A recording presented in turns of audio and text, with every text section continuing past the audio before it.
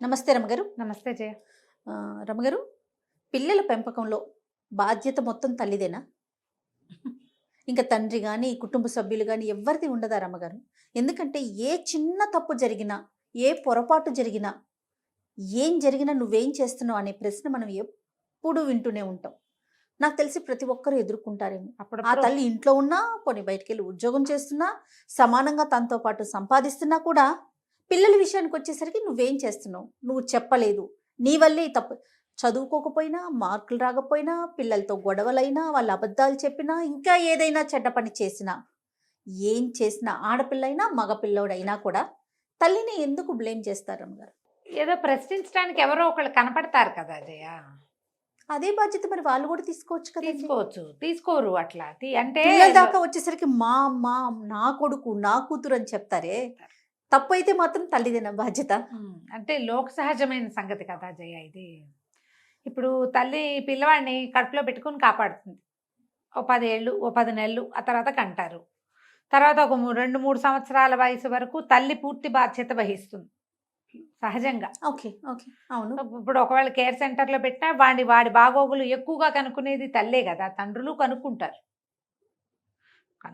కాబట్టి ఇప్పుడు ఎక్కువ వీళ్ళే ఉంటారు. తర్వాత వాడి స్కూలు, వాడి వ్యవహారము అవి కూడా ఇంటికి రాగానే పరిగెత్తుకుంటూ బయట నుంచి వచ్చినా కూడా ఏదో వీళ్ళే హ్యాండిల్ చేస్తారు, టేక్ కేర్ చేస్తారు.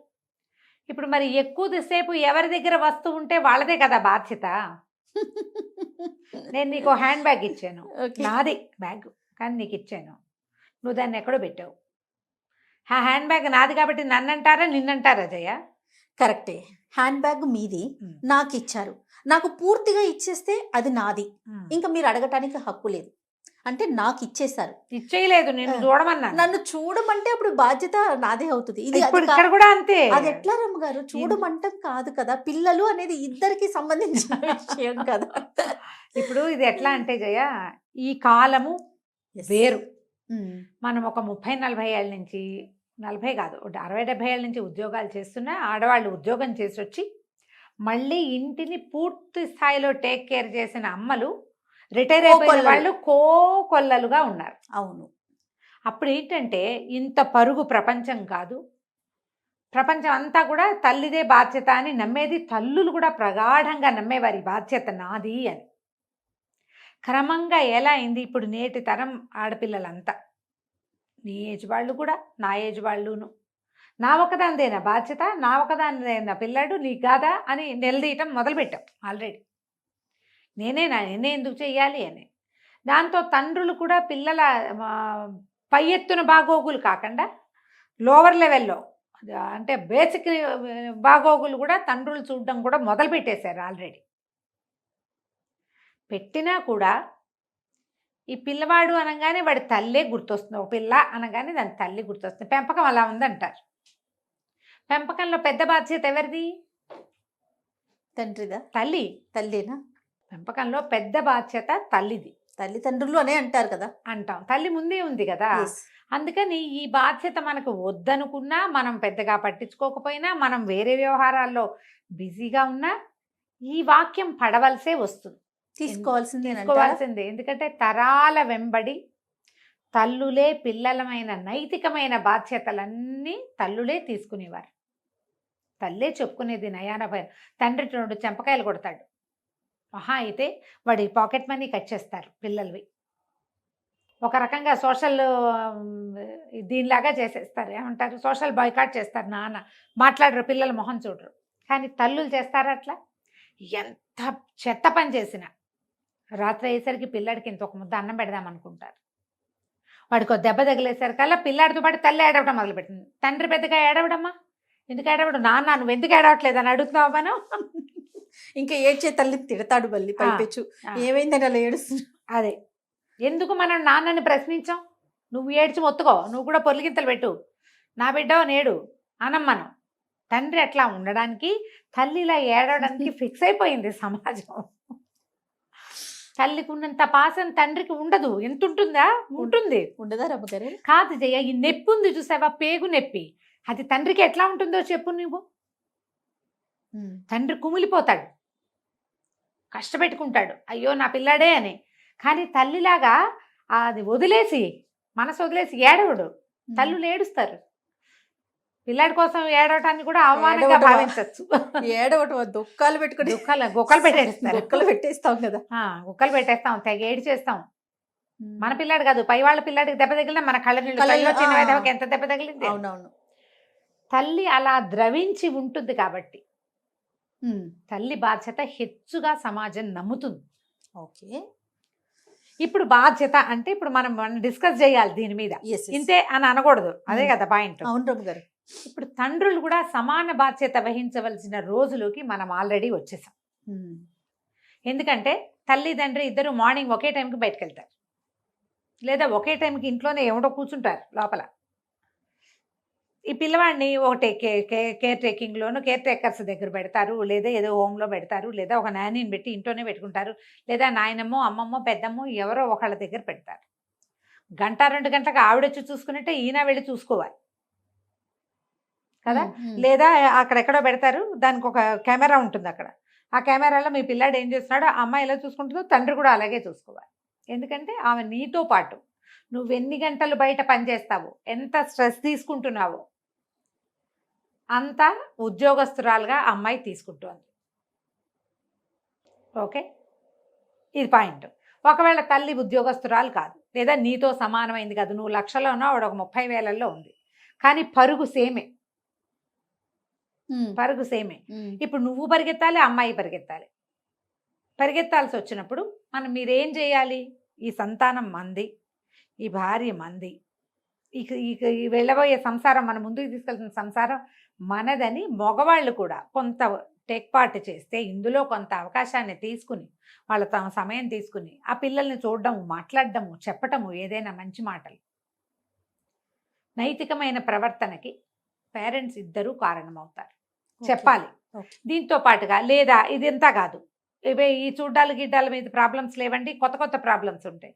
నువ్వు తల్లిని అమ్మాయిని దుర్భాషలాడతావు, లేదా తల్లే తండ్రిని దుర్భాషలాడతావు. ఇప్పుడు ఇవి వయసు వరుస జరుగుతున్నాయి కదా. మీరు ఒకళ్ళనొకళ్ళు బ్లేమ్ చేసుకోవటము, తిట్టుకోవటము, మీ ఇద్దరు పోట్లాడుకోవటము, అతని మీద పగ సాధించడానికి నువ్వు పిల్లాన్ని తండ్రితో వదిలేసి నువ్వు వెళ్ళిపోవటము, లేదా ఈ అమ్మాయి మీద పోట్లాటకి నువ్వు తల్లి పిల్లని ఎక్కడో బారేసి తండ్రులు వెళ్ళిపోవటం చూస్తున్నాం కదా. అవునండి. ఇప్పుడు మీ ప్రవర్తన ఏదైతే ఉందో, మరి మీ చిన్నపిల్లల మీద 12-14 ఏళ్ల వయసు లోపల పిల్లల మీద తీవ్రమైన ప్రభావాన్ని చూపిస్తుంది అది. వాళ్ళు తాత్కాలికంగా ఏదో ట్రామాలో ఉంటారు, డిప్రెషన్స్కి గురవుతారు, ప్రవర్తన లోపాలు వస్తాయి. మిమ్మల్ని ఏం చేయలేక ఆ కచ్చని బొమ్మల మీద వాటి మీద తీర్చుకుంటారు. తర్వాత పెద్దయ్యాక అది మనుషుల మీదకి వెళ్తుంది. ఇప్పుడు అమ్మా నాన్న ఇద్దరు కారణం అవునా కాదా? ఇందులో 100% కదా. బాధ్యత తీసుకోవాల్సింది ఎవరు? ఇద్దరు కదా. ఆలోచించాలి జయ. మీరు వివాహం చేసుకునేటప్పుడు మనం గంటల తరబడి మాట్లాడి దాని మీద ఎంతమందినో చూసి ఒకళ్ళని డిసైడ్ చేసుకుని పెళ్లి చేసుకుంటున్నారు కదా. ఇప్పుడు పెళ్ళిళ్ళు ఇప్పుడు అంటే ఇవాళే కాదు, ఇప్పటికి 10-15 సంవత్సరాలుగా ఇదే జరుగుతున్నాయా? నీ ఉద్యోగం అంతా, నీదే కాలేజీ, నీకు ఎంత ప్యాకేజ్ వస్తుంది, నువ్వు ఇందులో నుంచి అందులోకి మారితే ఎలా ఉంటుంది అని, నీకు ఆన్సైట్ వస్తే ఏమిటి, నాకు ఆన్సైట్ అయితే వస్తే ఏమిటి, నువ్వు ఇంట్లో ఉండి ఏదైనా బిజినెస్ చేస్తావా, ఇవన్నీ మాట్లాడుకునే పెళ్ళిళ్ళు చేసుకుంటారు. పిల్లల్ని కనేస్తారు. కొంతమంది మాట్లాడుకుని పిల్లల్ని కంటారు, కొంతమంది సహజంగానే ఏదో సంతానం జరిగిపోతుంది. సంసారం తర్వాత జరిగేది సంతానమే కదా. సంతాన సాఫల్యం తొందరగా జరిగితే అది మంచిదే. ఈరోజు ఈ పిల్లలు పుట్టినాక వీళ్ళ కోసం మనం ఏం ప్లాన్ చేయాలి అనేది మీ ఇద్దరూ ఆలోచించుకోవాల్సిన విషయం కదా. ఎంతో కొంత ఖచ్చితంగా సినిమాటిక్గా గంటల తరబడి కాకపోయినా ఏవో 2 వాక్యాలైనా ఆలోచించాలి. ఇద్దరు పోట్లాడుకున్నప్పుడు పిల్లాడు చూస్తున్నాడు, వీళ్ళ ముందు పోట్లాడుకోకూడదు. బేసిక్ థింగ్స్ ఒక మ్యారీడ్ కపుల్ అంత మాత్రమైనా తెలుసుకోవాలి. వీడి ముందు మనం పోట్లాడుకోవద్దు, వీడి ముందు కాట్లాడుకోకూడదు. వాడి ఖర్చులు సమానంగా ఎత్తుకుందాం. ఒకళ్ళకి డబ్బులు ఎక్కువ ఉన్నాయి, ఒకళ్ళకి తక్కువ ఉన్నాయి అనుకో, అతను ఎత్తుకుంటాడు. దాన్ని జాగ్రత్తగా చూసే పూచి నీది, అట్లా తీసుకోవాలి. మీ ఇద్దరు భాగస్వామ్యం లాగా వెళ్తే తల్లిదే బాధ్యత అని అనరు. సాధారణంగా జయ నేను చూస్తానా, కొన్నేళ్ల క్రితం జరిగింది. అప్పటికి మా చిన్నవాడు పుట్ల, పెద్దబ్బాయి ఉన్నాడు. మేము ఎక్కడికో వెళ్ళాం. మా ఊరు నుంచి మా అమ్మగారు, మా ఇంట్లో ఉండే రంగమ్మ మా ఇంటికి వచ్చారు. ఈ విజయలక్ష్మి దేవాలయం దగ్గర రోడ్డు దాటుతూ పడిపోయాడు అంబి. పిల్లవాడు పడిపోయాడు, 4 ఏళ్ళ వాడు. పడేసరికల్లా ఏంటి అన్నారు మా వారు. అంతకంటే ఆయన ఏమనలా, ఎత్తుకున్నాను నేను వాడిని. మా రంగమ్మ హడిలిపోయింది. భయం వేసేసింది తనకి. సరే కాళ్ళు రాసాము, ఆయన మమ్మల్ని అక్కడ దింపి ఆయన వెళ్ళిపోయారు, కారులో దింపి. మేము వేరే ఆ బస్ ఎక్కి ఎక్కడికో వెళ్ళాం. అమ్మో ఎంత భయం వేసిందమ్మా, అయ్యగారు తిట్టిపోస్తారేమో నిన్ను రోడ్డు మీద అందరి ముందని. నన్ను ఎందుకు తిడతారు రంగమంటే, పిల్లడు పడిపోతే నిన్ను తిట్టరా అంటుంది. సహజంగా చూస్తాం కదా అది. పిల్లవాడు పడ్డాడంటే తల్లికి బుద్ధి లేదా, అయిపోయింది. జ్ఞానం లేదా, నువ్వు సరిగ్గా చూసుకోవా. మా ఇంట్లో చిన్న పిల్లాడు పడ్డాడు ఒకసారి, అప్పుడు ఒక అమ్మాయి ఉండేది వీడికి మాకు ఇంట్లో. అందరూ ఇద్దరు ఆడాళ్ళు ఉన్నారు, పిల్లాడిని చూసుకోలేదా అంటాం. కామన్ రమ్మగారు, అది కామన్ డైలాగ్. మా వారు ఎప్పుడు అనలేదు చేయ అట్లా, నన్ను చూసుకోబా కాదు. వాడే తుందుడుకు అన్నిటికీ ఎక్కేస్తాడు. ఎన్నిసార్లు కిందకి దించుతాం. దారం కనపడిందంటే అది పట్టుకుని ఎగవాకి ఎక్కేసేయటమే పోతు పిల్లలాగా. పడతారు. తల్లిదే బాధ్యత అంటే అర్థం ఇలా చేసుకునే వారిని బట్టి ఉంటుంది కదా ఉంటుంది. రమ్మగారు. ఇప్పుడు పిల్లవాడు కింద పడినా తల్లి చూసుకోకుండా వాడిని పడేస్తే ఏదో కథ. అట్లా ఎందుకు జరుగుతుంది? ఎందుకు పడేస్తుంది తల్లి? నిద్రలో కూడా పిల్లాడి పక్క కదిలితే తల్లి చేతిలో ఆటోమేటిక్గా పిల్లల మీదకి వెళ్ళిపోతుంది. ఎంత సహజంగా జరిగిపోతుంది కదా. అవును.